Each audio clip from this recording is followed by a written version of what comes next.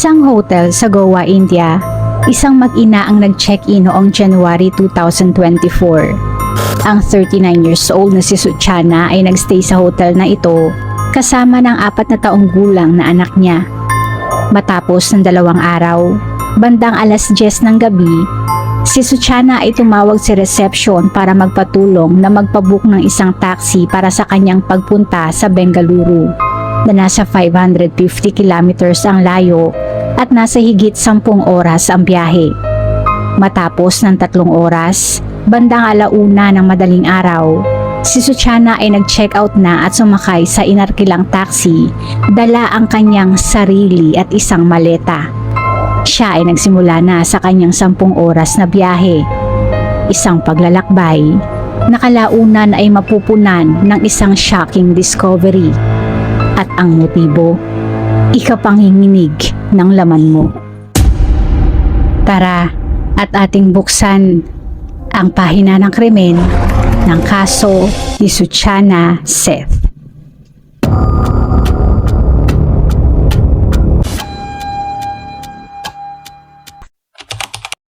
Isang mag-ina ang nag-check-in sa Solbanyan Grand Hotel sa Candolim sa bayan ng Goa sa India. Sila ay naroon para sa isang 3-day vacation.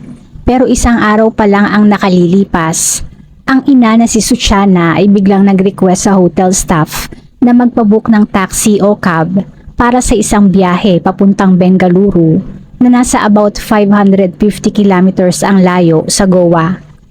January 8, bandang alas 10 ng gabi, si Suchana ay tumawag sa reception para i-request ang nasabing booking.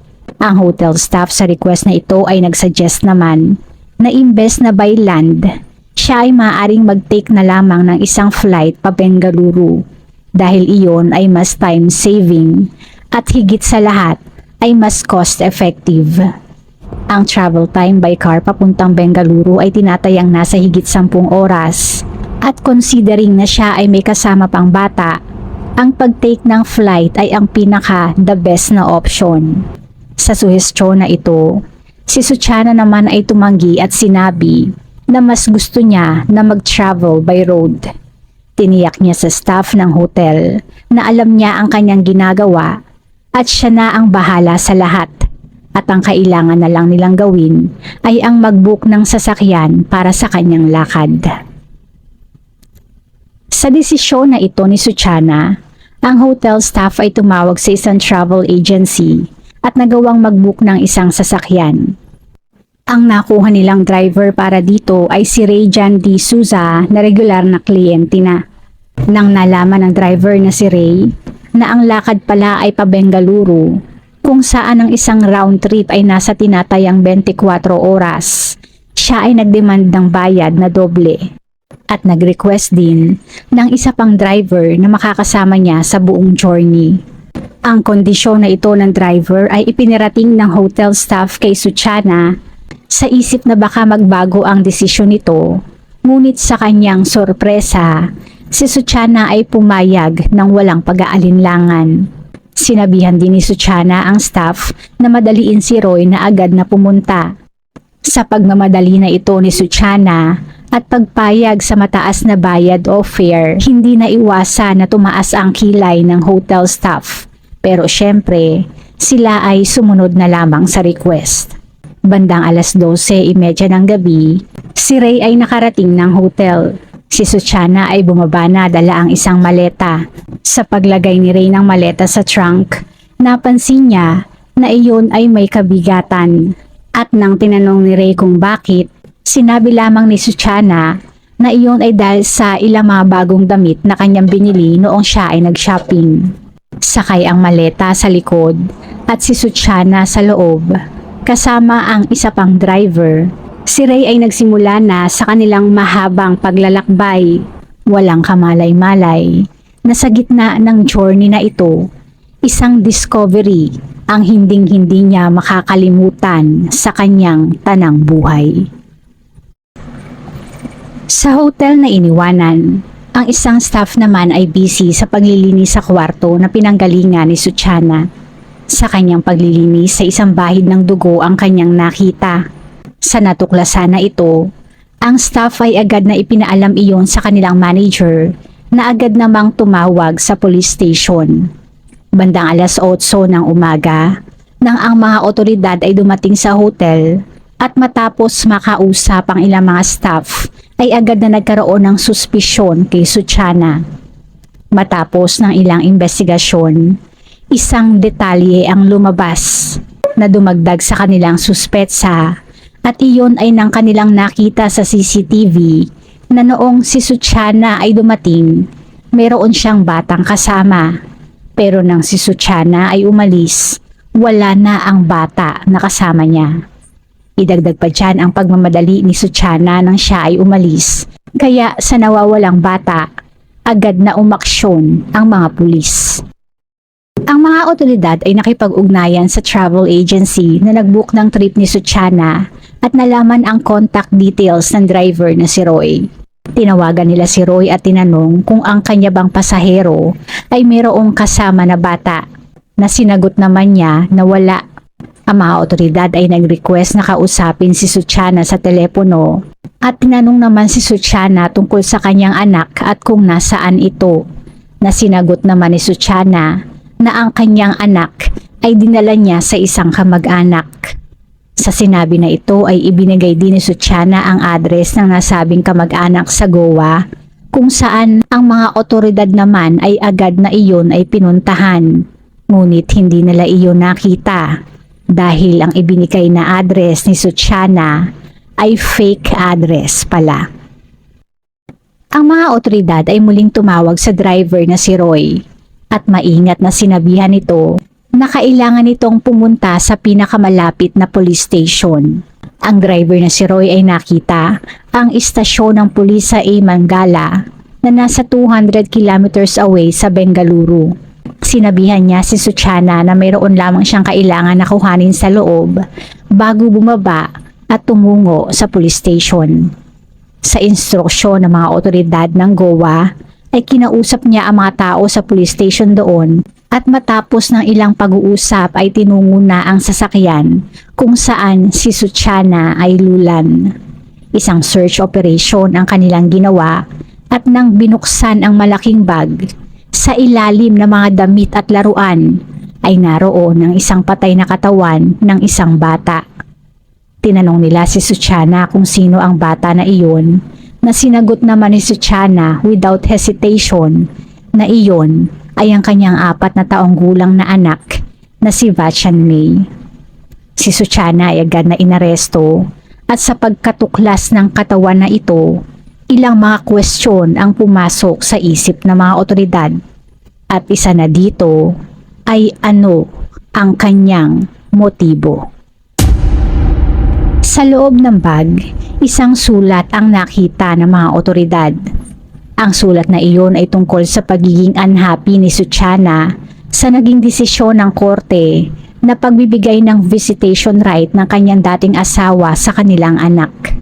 Ang desisyon na ito ay nagbigay ng matinding puot kay Suchana para sa kanyang dating asawa dahil ayaw niya ito na maging maligaya. Si Suchana Seth na noon ay 39 years old ay ipinanganak sa Kolkata, West Bengal, India. Siya ay mayroong bachelor's at master's degree in physics. Siya ay ang founder at CEO ng Mindful AI Lab, isang startup business na ang focus ay sa AI ethics at data science. Siya ay mayroon ding kaugnayan sa ilang prestigious institutions tulad ng Harvard University, with 12 years of experience bilang isang AI expert at data scientist.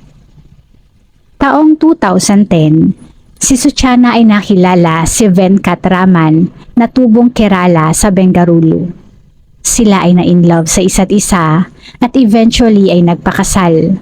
Matapos ng 9 na taon na pagsasama, taong 2019, nang ang kanilang anak na si Vachan May ay ipinanganak. Ang kanilang relasyon na mag-asawa hanggang sa panahon na ito ay smooth sailing. Pero iyon ay nagbago nang tumama ang pandemic noong 2020. Sila ay madalas na mag-away at nang hindi na nila hinaya pa ang lahat, ay nagdesisyon ng maghiwalay. Ang kanilang anak ay napunta sa pangangalaga ni Suchana at si Venkat naman ay madalas na dumalaw na lang para makasama ang anak. Sa pagdalaw na iyon ay pigilan. Kaya si Venkat, sa kagustuhan na makasama ang anak, ay dinala ang kanilang problema sa korte. Ang dalawa ay nag-file ng divorce at nakipaglaban para sa custody ng kanilang anak. Bago magtapos ang taong 2023, ang kanilang diborsyo ay naging pinal na at ang korte ay ipinagkaloob ang custody kay Suchana at si Venkat naman ay napagkalooban ng visitation rights every Sunday of the month. Sa naging desisyon na ito, hindi naging masaya si Suchana. Hindi niya gusto pa na magkaroon ng kaugnayan sa dating asawa at namumuhi siya na makita itong masaya kapag nakakasama nito ang anak nila. Sa isip ni Suchana, ang nagbibigay ng kaligayahan sa dating asawa ay ang kanilang anak. At dahil ayaw niya na maging masaya ito, tatanggalin niya ang pinagmumulan ng kaligayahan na ito.